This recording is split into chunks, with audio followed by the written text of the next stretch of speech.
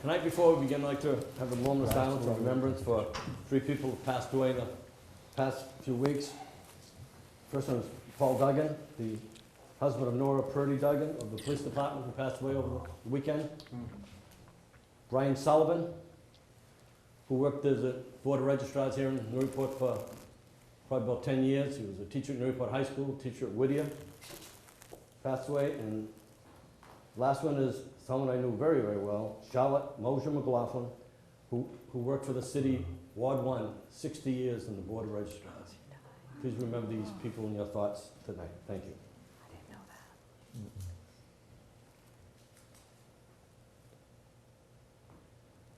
Thank you. Pledge allegiance to the Pledge allegiance to the United States of America and to the republic for which it stands, one nation, under God, indivisible, with liberty and justice for all. City Clerk with a roll call for City Council meeting on October 26, 2015. Councilor O'Connell. Present. Councilor Cronin. Present. Councilor Agaman. Here. Councilor Junter is absent. Councilor Harquist. Present. Councilor Herzog. Here. Councilor Kinsey. Here. Councilor Tontar. Present. Councilor Vogel. Present. Councilor Cameron. Present. Council President O'Brien. Here. Late file item. Councils will see on their desk there are 5 items. There are 3 that are true late files. One is a block party for Jackson Street. That's a communication. Number 5. There's an order number 4, which relates to the fees for the Senior Community Center. There's an order number, that was 4. Order number 5 is establishing a revolving fund for that same Senior Community Center. There were 2 Neighborhood and City Services communications that were not in the packet, but they're on your desk. They're an ordinance with respect to trees and an ordinance with respect to sidewalks, both submitted by Councilor Wright. Motion to waive the rules and approve these late file items. Second. All in favor? Aye. Opposed? Go into public comment.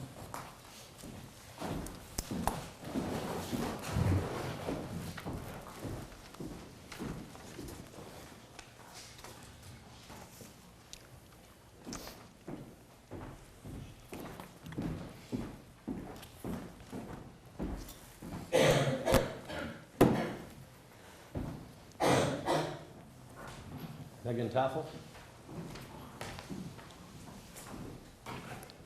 Hello, my name is Megan Taffel. I live at 19 Woodland Street, and I'm here for a late filing for a block party on Jackson Street. I'm hoping that you vote in favor. Thank you. Go to Mayor's update. Good evening, President O'Brien, members of the council. I'm pleased to be here tonight to give you an update. My thanks to all of you who participated in and joining us for the donor reception last Sunday and on Monday for the ribbon cutting for the Senior Community Center. The community response has been overwhelmingly positive, and programming officially begins on November 2nd. And the center will also be the site for voting for wards 5 and 6. Plum Island Water and Sewer, a public meeting is scheduled for this Wednesday, October 28th at 7 p.m. at Pitt Hall. It's to update the community on the status of the work completed on the sewer system to date, as well as to discuss our emergency preparedness for the upcoming winter. Garage and Jamota facility, we held a meeting with the abutters on October 14th, which was a very, very productive meeting. As a result of those discussions, we have made the decision to change the orientation of the structure that originally was going to run lengthwise along Merrimack Street, and it would be shorter on Titcomb. We're rotating the structure so the shorter width will be on Merrimack Street and the lengthwise will be on Titcomb Street. This reduces impact to the greatest number of residents, and many walked away feeling, heard and very supported from that meeting. Please note that there is a typo, that we are looking at the possibility of taking property on Pleasant Street, not Prospect Street, and that will be corrected before this is posted in the Mayor's Update website. So assessment of those properties are underway. This also allows us to maximize more parking spaces to 340 as opposed to about 315 we were looking at previously. We are continuing to hold meetings and conference calls weekly with the design team, and we anticipate the next public meeting to be held mid-November. And we are continuing to work on the financing issues and securing site control. Wastewater treatment facility and odor control, a meeting with environmental partners was held with city councilors and water and sewer commissioners on October 19th. Bob Rafferty from Environmental Partners presented their findings of the evaluation of the odor issues at the plant, with the primary areas that they're looking at is the introduction of ferric chloride to address the long run of sewage from Plum Island to the headworks, grit handling and disposal, covering the primary clarifiers, and identifying what direction we should take in upgrading the biofilter from more of organic media, which we currently have, to a new media, which is the engineering media.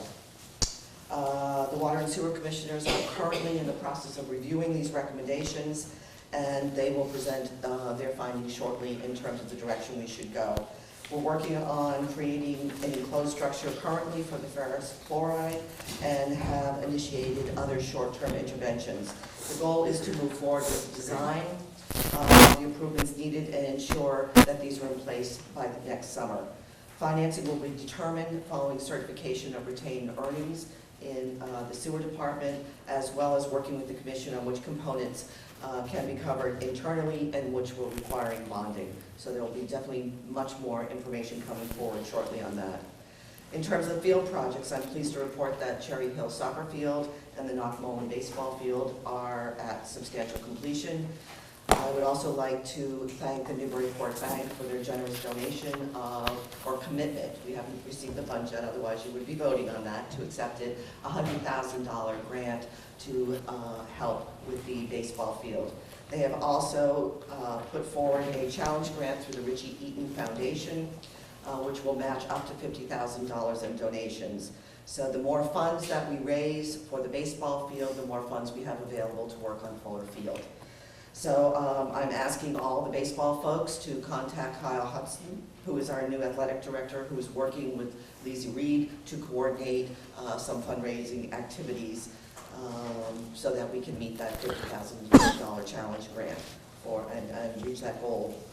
I did send you a communication over the weekend, but for the benefit of the public, the Newburyport High School Stadium project has run into some delays, causing us real concern about whether we would meet the dedication for Jim Stalin on the 25th and our Thanksgiving Day football game on the 26th.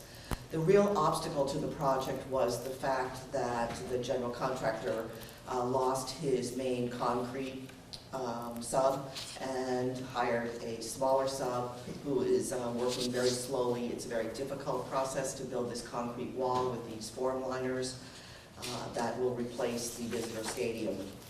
And since they had missed substantial completion on the 15th, the owner has right to cure. We worked through legal, met with all the parties involved, and have reached an agreement with the GC that he will accept additional resources to ensure that the concrete wall will be completed in time, and that company was on site today. Additional form liners will be arriving from California tomorrow, and all the components for the infrastructure for the turf are close to being completed and on site, and the carpet will be arriving beginning of next week, and they will begin installing the turf from the home side of the stadium and rolling it out towards the wall that will be completed.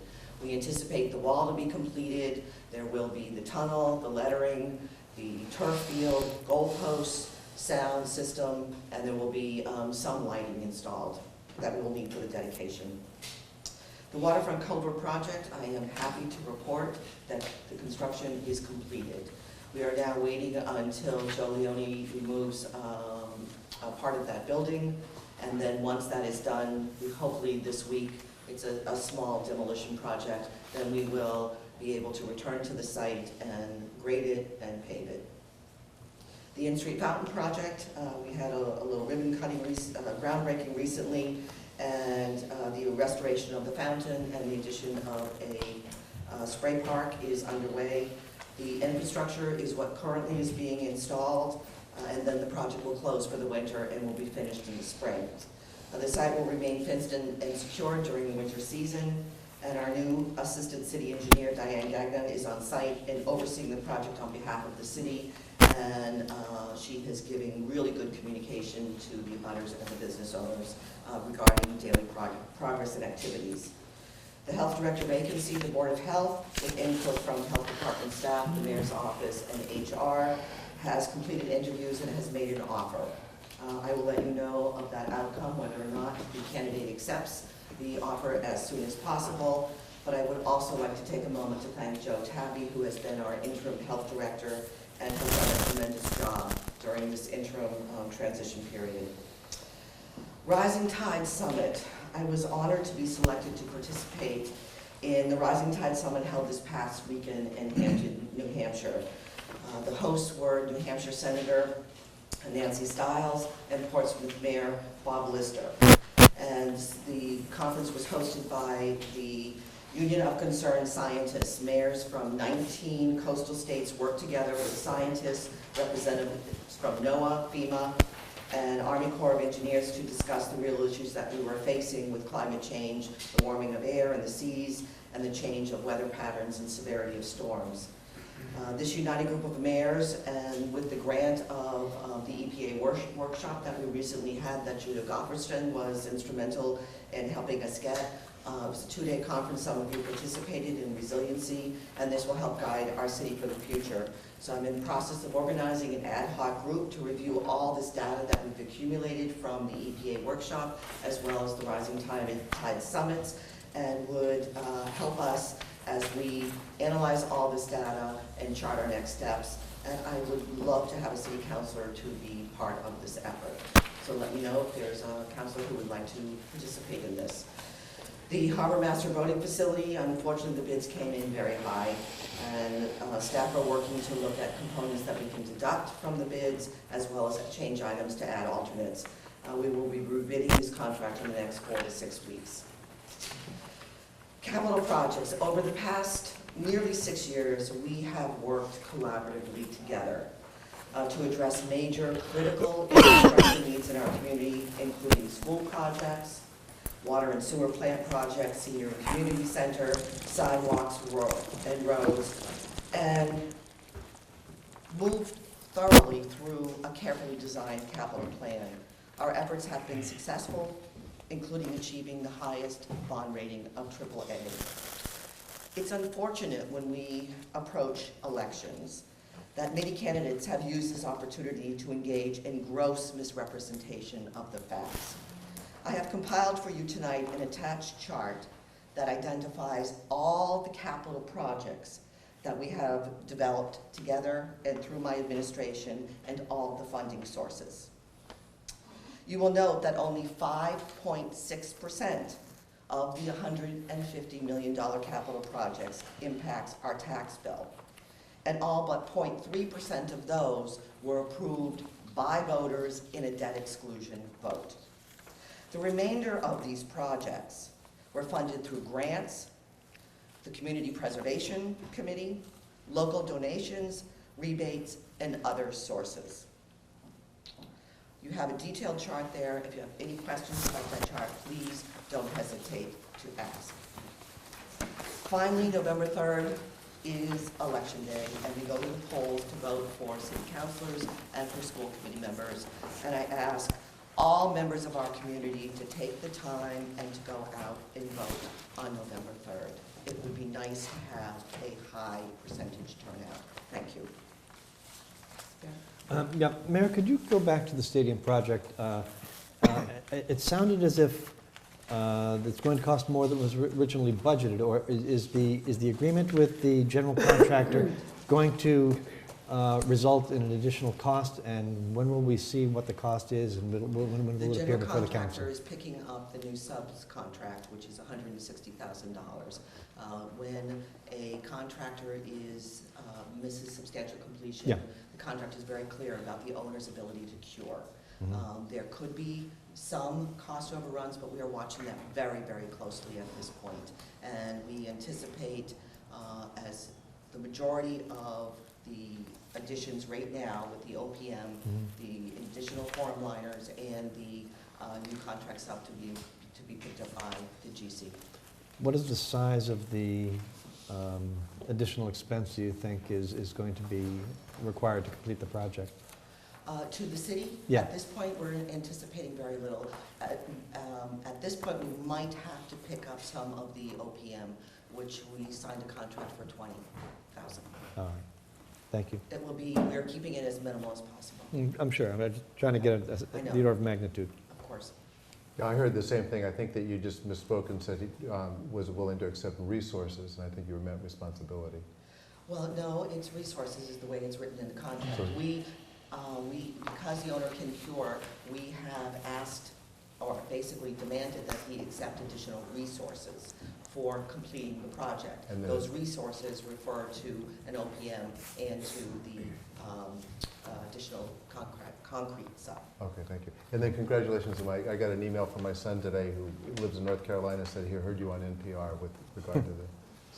It was an amazing conference, it really was, thank you. Yeah. Mayor, just real quick, on the Harbor Master facility, you alluded to bids coming in too high and there's work to finagle that around. Do you have any insight into what might be removed or what might be changed, or? We've just started that Okay. process, but I will certainly let you know any of the Okay. changes in terms of those bids that go out. Great, thank you. You're welcome. Thank you. You're welcome. Move on, consent agenda. The consent agenda consists this evening of the approval of the minutes for the October 13th meeting. There are no transfers. There are 3 communications. The first communication is a special event application. It's a river run, 1/2 marathon, and a 5K to be held June 12, 2016. That's to be referred to the Public Safety Committee. Second is the mayor's memo with regard to material weaknesses and cash reconciliation. That memo is to be referred to Budget and Finance Committee. And third is the snow and ice plan submitted by DPS. That's to be referred to Public Safety. There are no first reading of appointments, and that's the consent agenda this evening. What's the wish of the council? Motion to approve? Second. All in favor? Aye. Opposed? Move on to the regular agenda.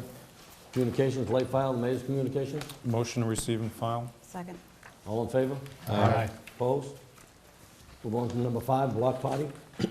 That's a block party application that is submitted by Megan Taffel of 19 Woodland Street for a 3 to 6 p.m. Block party on Jackson Street to be held on the 31st day of October, which I believe is Halloween. Motion to approve. Second? We need emergency preamble. Emergency preamble. I'd like to move that there emergency exists. October Halloween, I believe, is this Saturday. And the sponsors of this block party, which have been held in the past couple of years, Halloween kind of snuck up on them this year. Helen must have changed dates, I guess. this year. Yeah, it came early. Is there a second on that? Second. Do you need a roll call, emergency preamble? You do. Okay, roll call, please. Councilor Connell. Yes.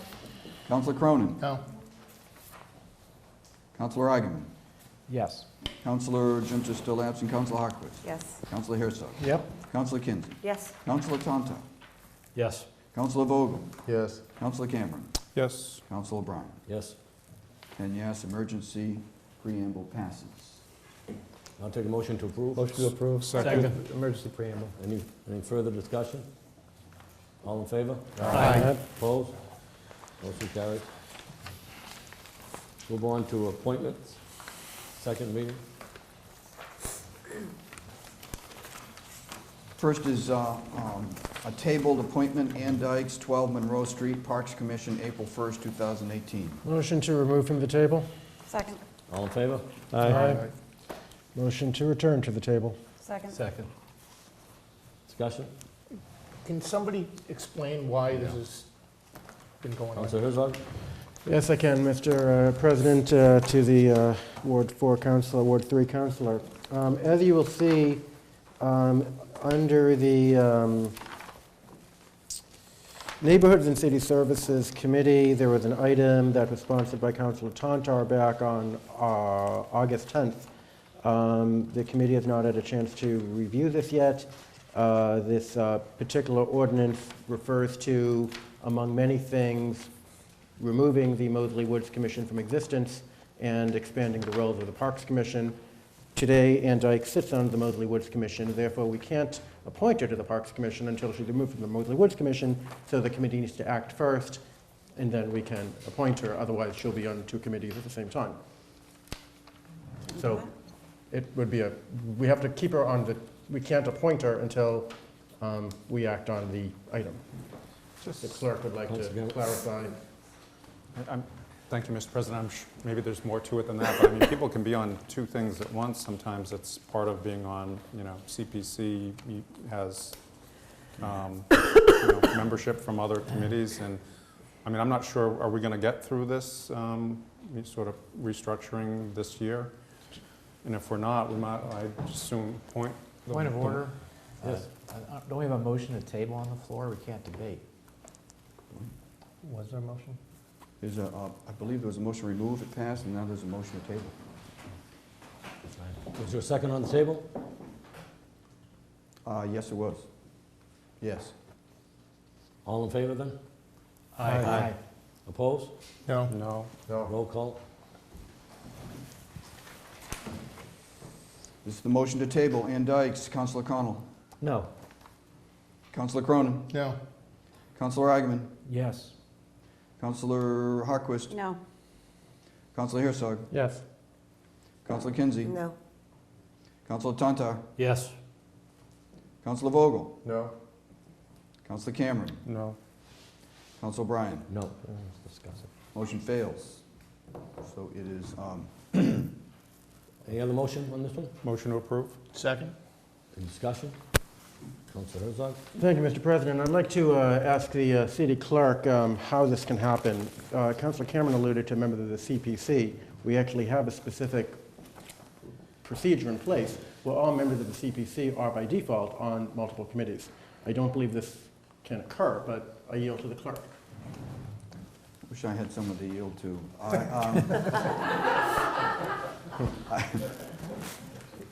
Let me understand it better than I understand it.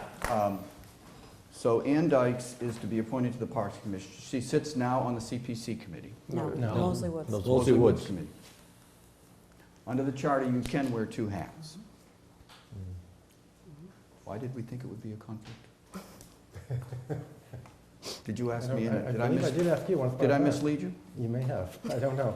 It's So unintentional. we can vote on this. I don't think there is. I think you can be You on can. both. You definitely can. Thank you. I can give you a couple examples. Just very quickly, I mean, Brad Duffin is on two committees. He's on the licensing and the Harbor Commission. And I believe that the Moseley Woods Commission does not have a quorum, so they're in effect inert. So, I mean, we're basically having a citizen dangle and a twist in the wind, but it is Halloween. But I think part of the original logic was that the other situation was going to resolve itself and therefore would be cleared up. But it looks like that's no easy solution, so I think the motion to approve certainly can go forward, Mr. President. Yes. You want more discussion? You dispute it, Just right? a moment. Because someone raised the question of what is happening to the proposal to restructure the Parks Department. That's not going to be coming out for at least another month, so I know some people have been questioning it. At the request of the sponsor, we're holding it in committee. Good. Motion to approve, all in favor? Aye. Opposed? Thank you.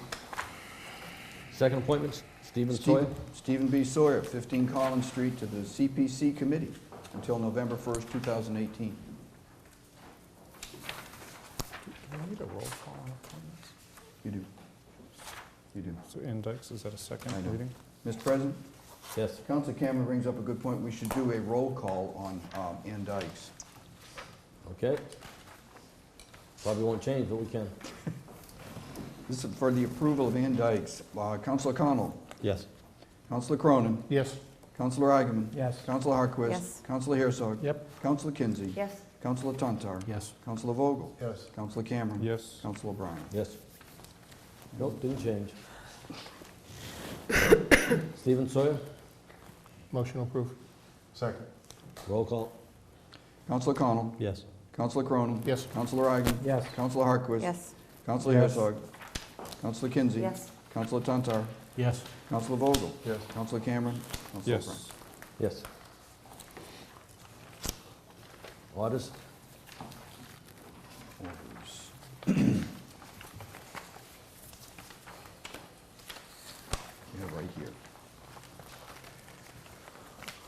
Order number 1 is a tabled order on Belcher Street. I don't think I need to read it again. I'd be happy to if you want. Motion to approve, remove from the table and recommit. Second? Is there a second? Second? All in favor? Aye. Opposed? Good. What? The motion was to recommit to the table, so. Yeah, you removed and put it back, same motion. Correct. Got it. Done. All in favor? Aye. Opposed? Tax classification order, that's, Order number 2 is that classification order. It is the City of Newburyport tax rate for FY16 to be blank for all classes of property submitted, Councilor Tantar. Motion to refer to Budget and Finance. Second. all in favor? Aye. Opposed? Go on to tax rate order. 3 is that all property within the city be taxed equally and that the method to determine this percentage of the local tax levy to be assessed by each class is established by the adoption of a residential factor of blank until FY 2016 in the City of Newburyport. Again, submitted Councilor Tantar. Motion to refer to Budget and Finance. Second. All in favor? Aye. Opposed? Order 4. Order 4 is the late file order, reads as follows. City Council of the City of Newburyport hereby authorizes the establishment of a fee schedule for members of the general public to rent space at the Senior Community Center, to host a variety of community and private events.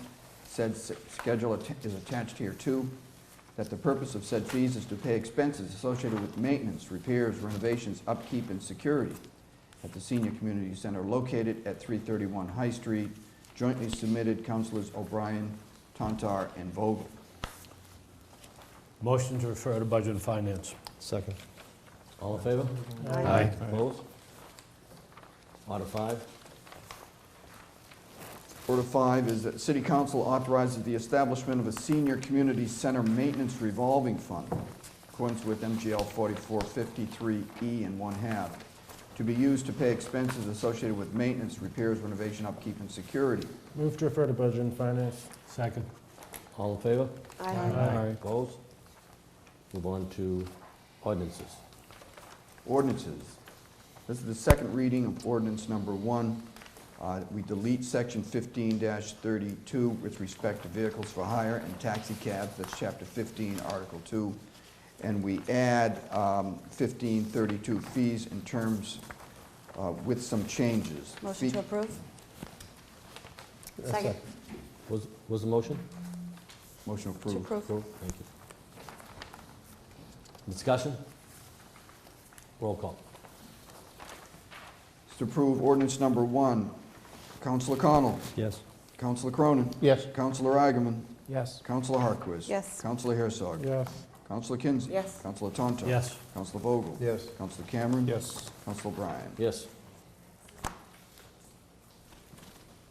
Ordinance 2. Ordinance 2 is stopping, standing, and parking, handicap parking, section 13-179. No person with without a duly authorized handicap vehicle registration or placket shall park in the following described space. Franklin Street, 1 space in front of 18 Franklin Street. Submitted, Council Harquist. Motion to refer to public safety? Second. Discussion? All in favor? Aye. Opposed? Ordinance 3. Section 13-171, with respect to stopping, standing, and parking, amend the table and insert a new row as follows. State Street on the easterly side at 151 to 155 State Street, map 3413, directly opposite from 176 State Street. submitted Councilor Eigenman. Motion to refer to public safety. Second. All in favor? Aye. Opposed? Move on to committee items. Motion to remove item number 7, gift of $5,000 from Newburyport Mothers Second. and Families Club. All in favor? Aye. Opposed? Go ahead. Motion to accept. Second. Discussion? All in favor? Aye. Opposed? Anything else? Yeah, motion to remove item 9, loan order for remodeling of former central fire station. Second.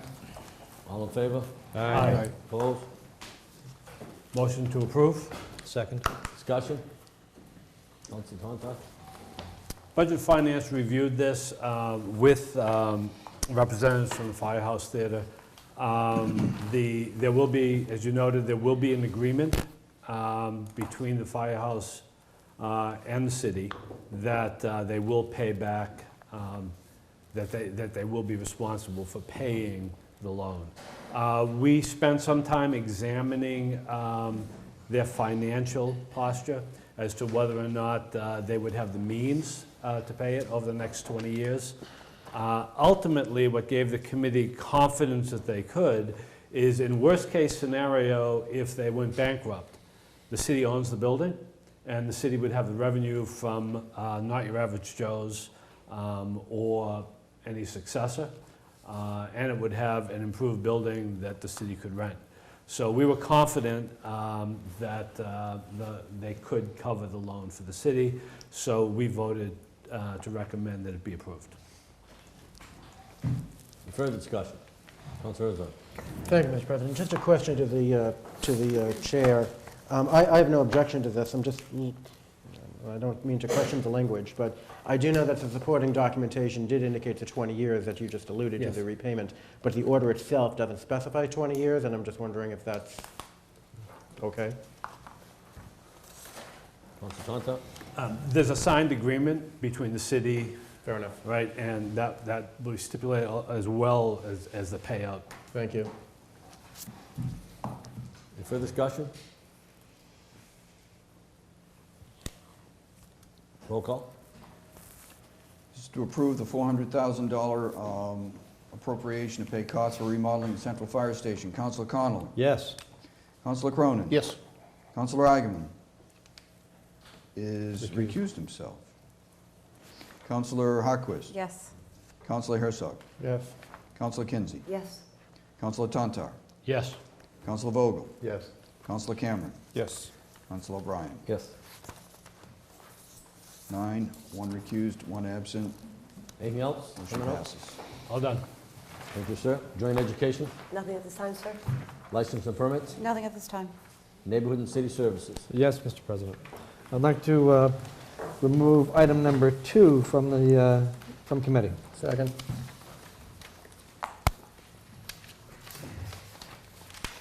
Is there a second? Second. All in favor? Aye. Opposed? Mr. President, motion to approve. Second. Discussion? Councilor Connolly? Yes, Mr. President, the Committee on Neighborhood and City Services met this evening prior to the council meeting, and by a vote of 2 to 1, voted in favor of this particular proposal, and it's been proposed by Councilor Eigenman, and I would defer to him to explain the purposes of it. It has to do with the designation of existing trust funds to an express purpose, and that is repair of sidewalks. Mr. President, the ordinance is 3 pages long in your packet. Only the underlined portion is new language. So on the first page, there is existing language in our code that says that the city must appropriate $60,000 for maintaining sidewalks. There's no change to that in substance. I added a clarification that it's city-owned sidewalks and that they have to be kept in good repair. That's it. That's all I did there. The next thing that it does is it formalizes acceptance of the will of John Bromfield, who in 1850 left a fund for sidewalks, which was used for many years, but has kind of been forgotten. There is plenty of precedent in our code for recognizing these trust funds. For example, for Mosley Woods, the Cutter family, and there's a Horton fund as well. All of these are codified. So I matched the same language, and I tracked very closely exactly what Mr. Bromfield said, which is that half of the interest is supposed to go towards sidewalks. That was his idea. The idea also in subsection C is to promote this fund. So for example, we received and filed at our last meeting a communication from a constituent of mine, Ken Woods, on Temple Street, who had gone to banks and said, how about beautifying our area downtown, specifically Temple Street, by donating money? This fund would be a vehicle to do that. And I think we've got good response from that informally. The next thing that the ordinance does, if you turn to page 2, is it identifies and incorporates by reference the standards that we received and filed at our last meeting. So DPS, our Department of Public Services, they're the experts on how to build a sidewalk. And they put a lot of effort into promulgating standards, and they're adopted formally by this ordinance by reference. And the ordinance merely says you can only do brick downtown, where we have brick, and at considerable expense during urban renewal. We ripped out concrete and put in brick. So that area is defined as the downtown overlay district, so it uses an existing boundary, roughly Merrimack to Fair to High to Brown Square here.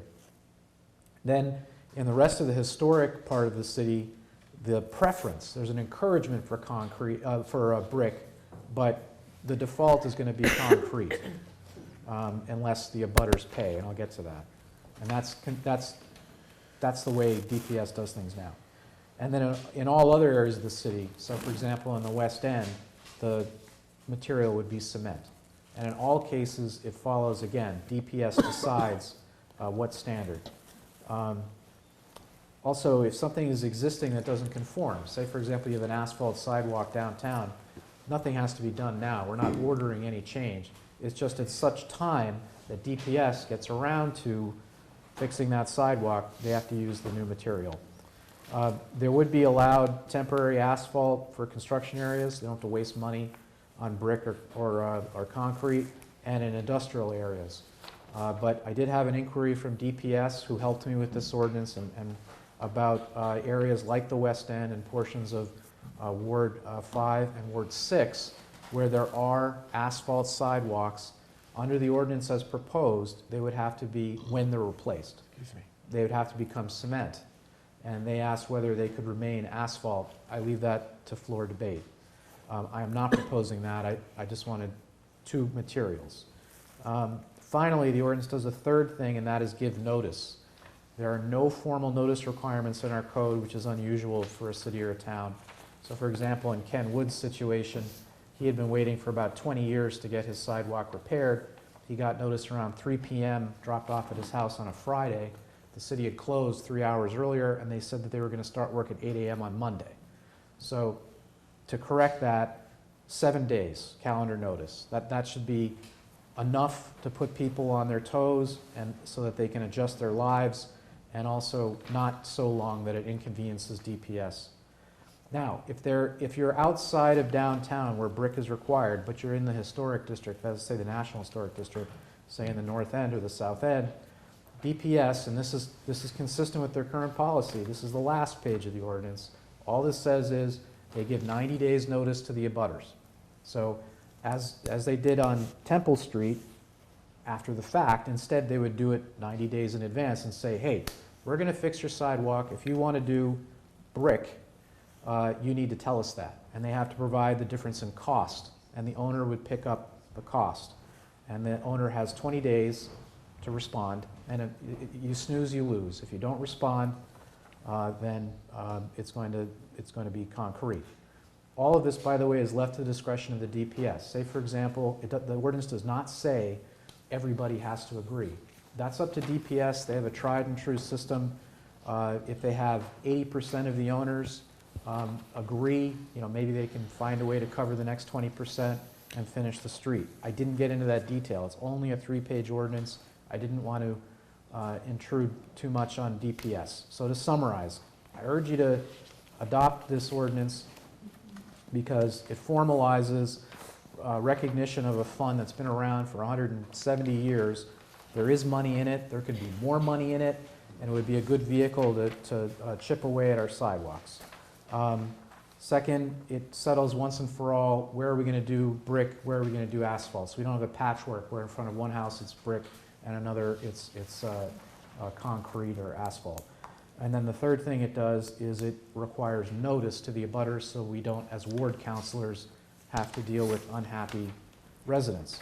And by the way, notices would go to the ward councilor. Thank you. Thank you. Councilor Chanta? I have a question. If there is a sidewalk that is currently asphalt and it needs relatively minor repair, let's say a root has pushed it up, does this ordinance require that that be replaced with cement outside the historic area? And if so, wouldn't this cause a problem? I mean, currently, I've had asked DPS to address some sidewalks, and they're relatively minor problems, but they get out there fairly quickly because it constitutes a public health hazard. And I'm just wondering under this language whether it would be a lot more expensive and therefore that small repair might not be put off. The ordinance doesn't speak to that directly, but I will give one experience in my ward, and that's Green Street.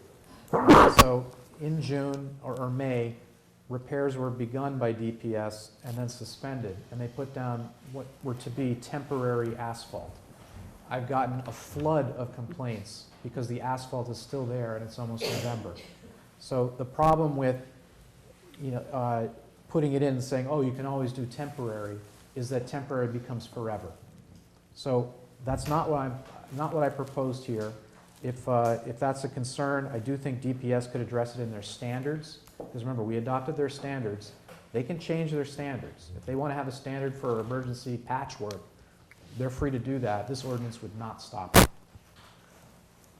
Councilor Herzog? Thank you, Mr. President. As the minority vote on the committee, just like to share why I'm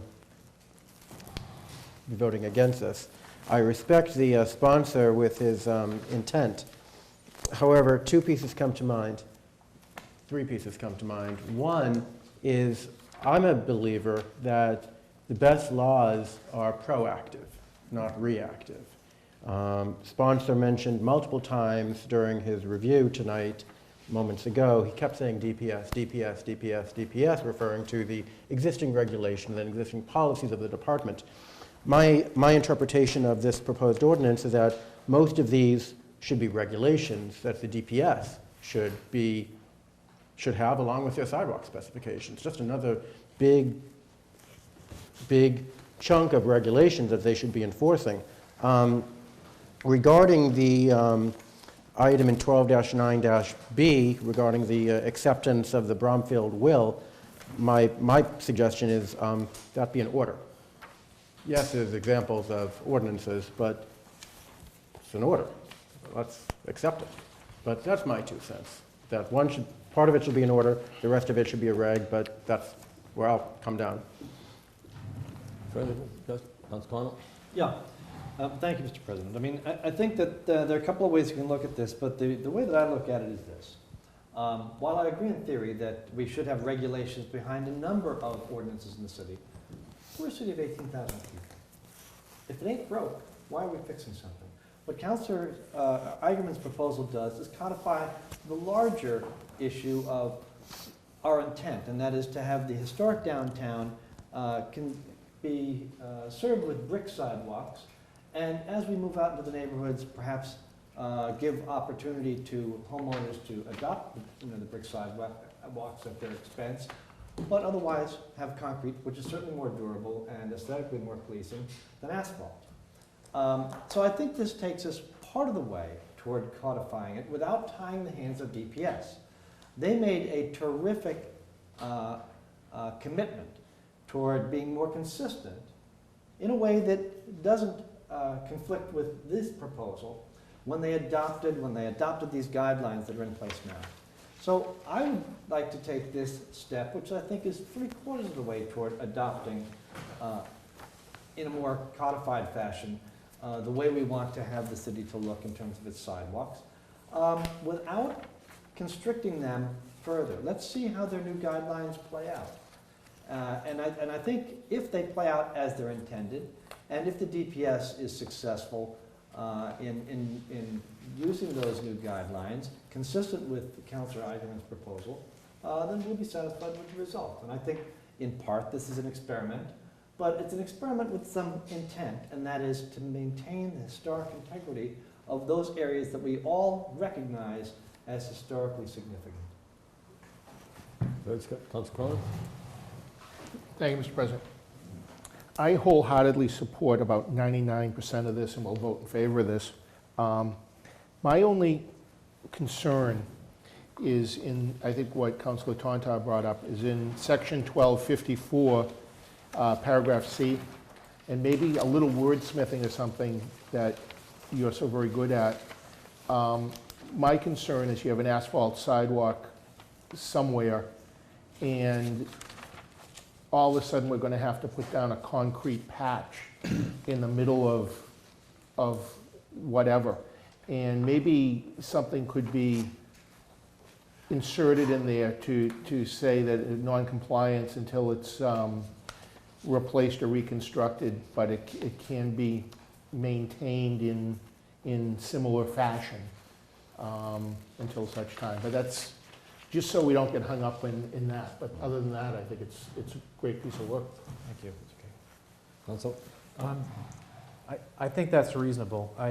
So I would propose under D, because there's a D under 12-54, temporary asphalt surfaces.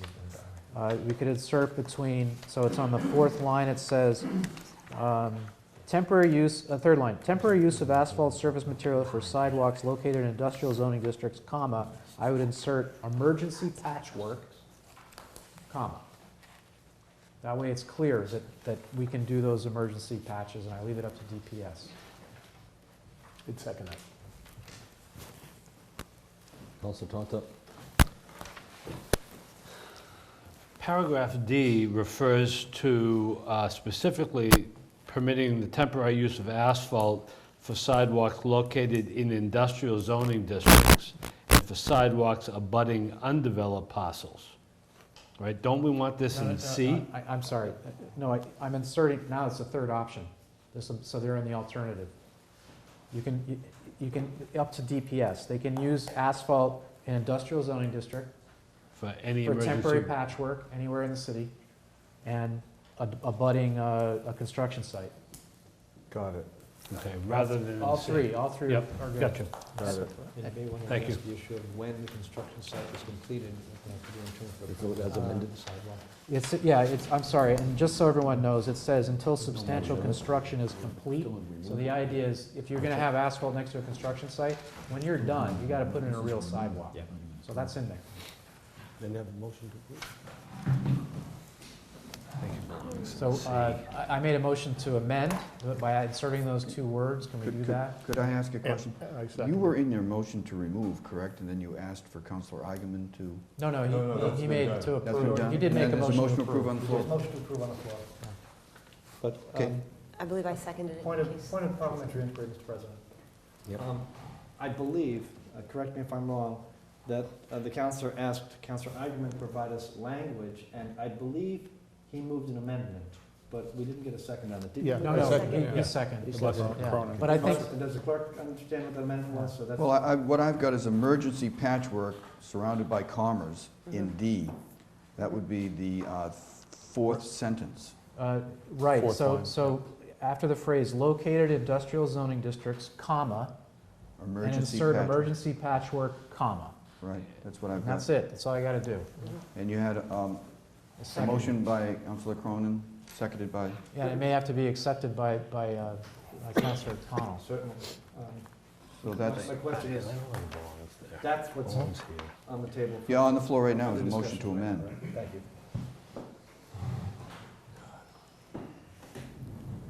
Any more comments on the motion, the amendment? All in favor? Aye. Opposed? No? No. Roll call. On the amendment.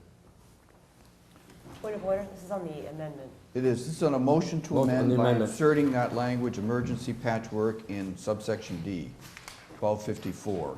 That is moved by Councilor Cronin, seconded by, Moved by Council Iden, and second by Council Cronin. okay, sorry about that. Anytime.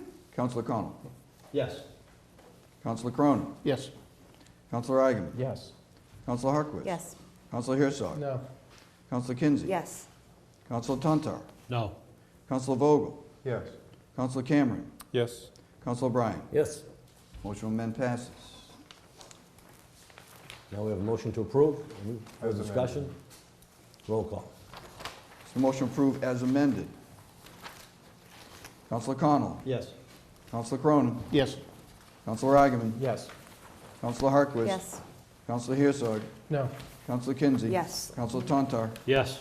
Councilor Vogel. Yes. Councilor Cameron. Yes. Councilor Bryan. Yes. Order first reading and published.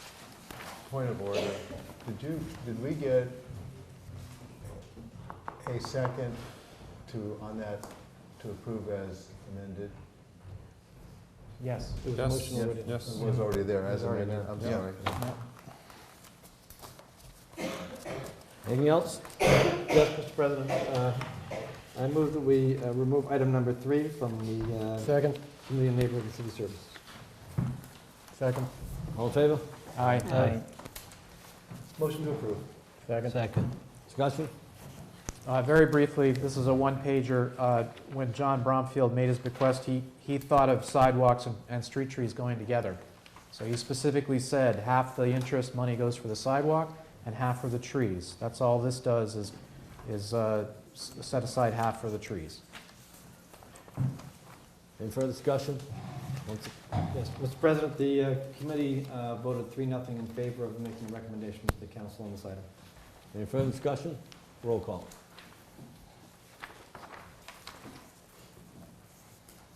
Councilor Connell. Yes. Councilor Cronin. Yes. Councilor Eigenman. Yes. Councilor Harquist. Yes. Councilor Herzog. Yep. Councilor Kinsey. Yes. Councilor Tantar. Yes. Councilor Vogel. Yes. Councilor Cameron. Yes. Councilor Bryan. Yes. Anything else? No, sir. Thank you. Planning and Development, Nothing to report. Public Safety? Yes, Mr. President. Yes. Motion to remove item 10, Loco Sports Half Marathon. Second. Discussion? Motion to approve. Second. Discussion? Hey, Mr. President. This race is, I think, the third annual. There's all the proper sign-offs and insurance. It is predominantly in neighboring towns. Comes out of the high school and moves west. And then finishes on our rail trail and at Michael's Harborside. Any further discussion? All in favor? Aye. Opposed? Anything else? Motion to remove item 11, Ladies' Night Out. Second. All in favor? Aye. Opposed? There was all kinds of Motion to opportunity approve Ladies' Night Out. Second. Discussion? Yes, Mr. President, this is a Ladies' Night Out. And it's a run, not really a race, with wine and chocolate at Nicholson Hall. And this is about the third year we've had this, and most ladies have not complained about this outing of theirs. Or men. Or men. I think ladies is. Deja It has all sign-offs and predominantly uses the rail trail. For profit or non-profit? This is profit. Profitable chocolate. Any further discussion? All in favor? Aye. Opposed? Anything else? Yes, Mr. President. Men's night out, is that what coming? Yeah. Gentlemen. It's beer and cigars. Yes, that's taking out the trash. And, I would ask to indulge everybody to remove items 15, 16, and 17 collectively. Second.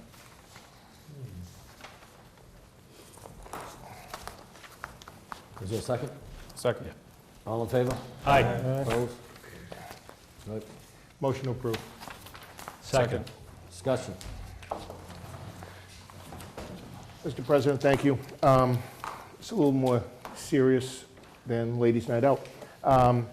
These three ordinances before you, and possibly a first reading, do not change any of the ordinances. However, what they do is create tables for turning lanes in ordinance number 3. They create specific parking, stopping, standing tables in ordinance number 4. And they create tables in stop intersections and yield signs in ordinance number 5. Now, the reason for this is, and I think I mentioned this a couple of weeks ago, is we can now streamline parking ordinances and save the city significant amount of money. And if you look at what has been referred to committee tonight, and also what is on your agenda in public safety, and you can see the money that it costs to post and publish each one of these ordinance changes from, handicap parking or 2-hour parking or whatever. And in this way, not only are we going to have significant savings, we will also streamline it for the council. For transparency, there'll be a table online at the city website. Just as with any other ordinance, the city clerk's office will maintain the tables, and we can also publish the tables at the rear of the ordinance books, if so desired, though most times those are really not up to date because we have so many changes. And my estimate is we're spending about $20,000 to $25,000 a year in publishing some of these smaller ordinances. So we met, it was 2-0 approval. I've talked with Heather about this extensively, and Clerk Jones, and everybody's on board with this. So I think it's good for the city and urge approval. Any further discussion? This argument? Yeah, no, I think it's a great idea. The one thing I wanted to add is that members of the public generally are relying on street signs anyway. So there's belt and suspenders here. I don't want anyone to think that no one's going to know where they can and cannot park. They'll know. Roll call. This is a motion to approve collectively ordinances numbered 15, 16, and 17, which are, for the record, turning lanes, stopping, standing, and stop intersections. Councilor Connell. Yes. Councilor Cronin. Yes. Councilor Agaman. Yes. Councilor Harquist. Yes. Councilor Herzog. Yes. Councilor Kinsey. Yes. Councilor Tantar. Yes. Councilor Vogel. Yes. Councilor Cameron. Yes. Councilor O'Brien. Yes.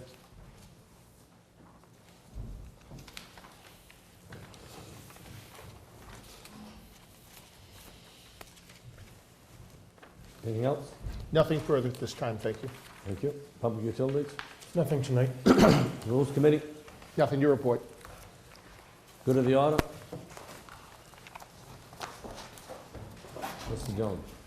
I wanted to, maybe it's easier for me to say this than any of the candidates. For the people viewing, and I'm sure anyone in this room already understands, I just wanted to encourage everyone to please vote a week from tomorrow, November 3rd. The turnout, we hope, will be more than we think it will be. This is the first time we've ever had an election without a mayor's race.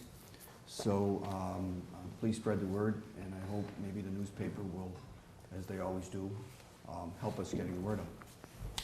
And best of luck to all. I'd just like to thank thank the third grade class at the Bressingham School, Mrs. Tomaz.